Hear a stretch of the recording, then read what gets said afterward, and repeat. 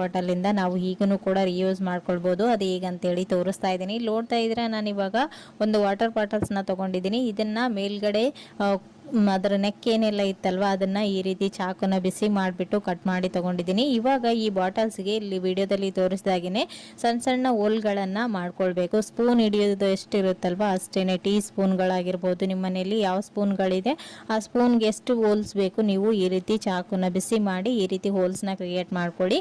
ಇವಾಗ ನೀವು extra spoon ಮನೆಯಲ್ಲಿರುತ್ತೆ, stand ಅಷ್ಟೊಂದು ಹಿಡಿತಾ ಇರೋದಿಲ್ಲ, ಅವಾಗ ನೀವು ಈ ರೀತಿ ಒಂದು ಇನ್ಸ್ಟೆಂಟ್ ಸ್ಟ್ಯಾಂಡನ್ನು ರೆಡಿ ಮಾಡಿಕೊಂಡು ನೀವು ಇದರಲ್ಲಿ ಇಟ್ಕೊಳ್ಬೋದು. ಸೊ ನೋಡ್ತಾ ಇರ್ಬೋದು ಎಲ್ಲ ಕಡೆನೂ ನೀವು ಈಸಿಯಾಗಿ ಈ ರೀತಿ ಟೀ ಸ್ಪೂನ್ಗಳನ್ನು ಇಟ್ಕೊಳ್ಬೋದು. ಸೆಂಟ್ರಲ್ಲಿ ನೀವು ಚಾಕು, ದೊಡ್ಡ ದೊಡ್ಡ ಸೀಸರ್ ಆಗಿರ್ಬೋದು ಮತ್ತು ದೊಡ್ಡ ಸ್ಪೂನ್ಗಳನ್ನು ಇಡೋದ್ರಿಂದ ಇದು ವೇಟ್ ಆಗುತ್ತೆ ಸೆಂಟ್ರಲ್ಲಿ, ಅವಾಗ ಇದು ಬೀಳೋದಿಲ್ಲ, ಅವಾಗ ಸೇಫ್ ಆಗಿರುತ್ತೆ. ಸೊ ನೋಡ್ತಾ ಇರ್ಬೋದು ಇಲ್ಲಿ ನೀವು ಎಷ್ಟು ಚೆನ್ನಾಗಿ ಕಾಣಿಸ್ತಾ ಇದೆ ಅಂತ. ವೇಸ್ಟ್ ಅಂತ ಬಿಸಾಕೋ ವಾಟರ್ ಬಾಟಲ್ಸ್ಗಳಿಂದ ನಾವು ಈ ರೀತಿನೂ ಕೂಡ ರಿಯೂಸ್ ಮಾಡ್ಕೊಳ್ಬೋದು. ಸೊ ನೋಡ್ತಾ ಇರ್ಬೋದು ಯಾವ ರೀತಿ ಕಾಣಿಸ್ತಾ ಇದೆ. ಕಿಚನ್ನಲ್ಲಿ ಇದು ಒಂಥರ ಸ್ಟ್ಯಾಂಡ್ ಆಗಿ ಕಾಣಿಸ್ತಾ ಇದೆ. ನಿಮಗೆ ಬೇಕಂದ್ರೆ ಇದಕ್ಕಿಂತ ಸ್ವಲ್ಪ ನೀವು ಡೆಕೋರೇಟ್ ಮಾಡ್ಕೊಂಡು ಯೂಸ್ ಮಾಡ್ಬೋದು. ಇದು ವಾಟರ್ ಬಾಟಲ್ಸ್ ಅಂತೇಳಿ ಗೊತ್ತನೇ ಆಗೋದಿಲ್ಲ. ಸೊ ತುಂಬಾನೇ ಚೆನ್ನಾಗಿರುತ್ತೆ ನೋಡೋದಕ್ಕೂ.